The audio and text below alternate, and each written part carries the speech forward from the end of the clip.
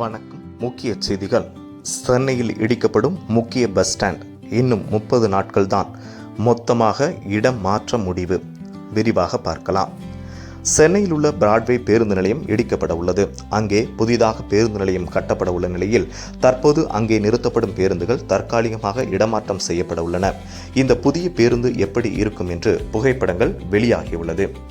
சென்னையில் உள்ள பிராட்வே பேருந்து நிலையம் மற்றும் குறளகம் கட்டிடத்திற்கு அருகில் அதிநவீன வசதிகளுடன் கூடிய ஒருங்கிணைந்த மல்டி மாடல் பேருந்து நிலையம் மற்றும் அலுவலக வளாகம் அமைக்கப்படும் என்று அறிவிக்கப்பட்டுள்ளது.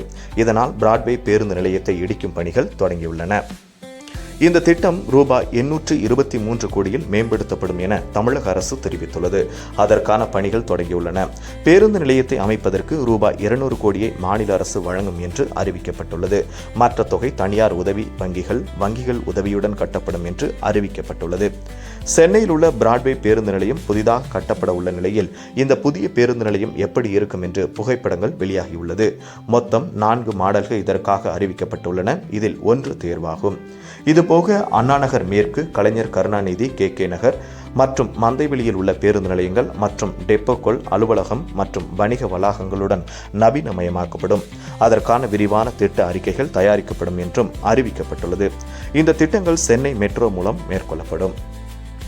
அதேபோல் சென்னை மாநகராட்சியின் GCC சென்னையில் உள்ள பேருந்து நிலையங்களை புதிய தரத்திற்கு கேட்ஸ் எழுப்பும் பணியில் உள்ளது.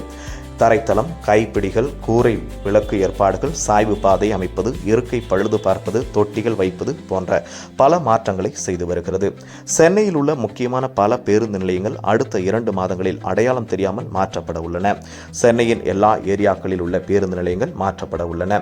ஏற்கனவே தொண்டியார்பேட்டை, கவியரசு கண்ணதாசன் நகர், முல்லை நகர், திருவிக நகர், பெரியார் நகர், அம்பத்தூர் ஆகிய இடங்களில் பணிகள் நடைபெற்று வருகின்றன. இதற்கான மொத்த செலவு ரூபாய் 80 கோடி. தீநகர், ஆவடி, வள்ளலார் நகர், திருவான்மியூர், பாடியநல்லூர், ஐயப்பன் தாங்கல் ஆகிய பேருந்து நிலையங்கள் அடுத்த இந்த மே மாதத்திற்குள் நவீனமயமாக்கப்படும் என்றும் அறிவிக்கப்பட்டுள்ளது. அதேபோல் அடுத்த 4 மாதங்களில் 6 பேருந்து நிலையங்களை நவீனமயமாக்கும் பணிகள் நடந்து வருகின்றன. மோசமான நிலையில் உள்ள 6 டெர்மினிகளுக்கு வசதிகள் செய்து தரப்படும் என CMDA கடந்த ஆண்டு அறிவித்தது. அடுத்த ஆண்டு மேலும் 6 டெர்மினிகள் நவீனமயமாக்கப்படும் என்றும் அறிவித்துள்ளது.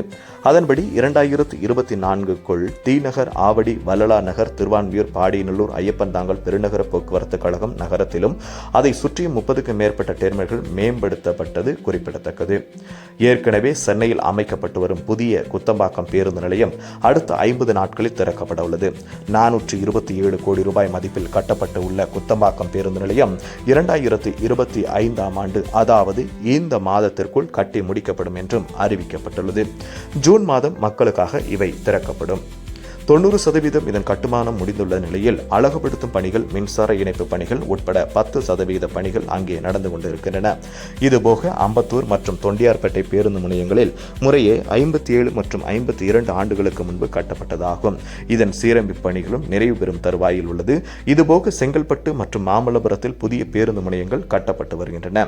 சென்னை முழுவதும் உள்ள 9 பெருநகர பேருந்து முனையங்கள் பயணிகள் பயணத்தை எளிதாக்கும் வகையில் நவீனமயமாக்கப்பட்டு வருவது குறிப்பிடத்தக்கது. நேயர்களே, இந்த வீடியோ உங்களுக்கு பிடிச்சிருந்துச்சுன்னா மறக்காம ஷேர் பண்ணுங்க, லைக் பண்ணுங்க, சப்ஸ்கிரைப் பண்ணுங்க. நன்றி, வணக்கம்.